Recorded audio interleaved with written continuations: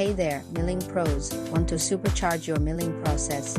It's all about nailing the maximum chip thickness, the key to reliable, high productivity milling. Match that H value perfectly with your cutter, and you're golden. Too low, you'll get thin chips, sluggish performance, and shorter tool life. Too high, you risk overloading and breaking those cutting edges. Get it just right, and you'll boost efficiency, extend tool life, and shape chips like a champ. Ready to level up your milling game? Let's do this.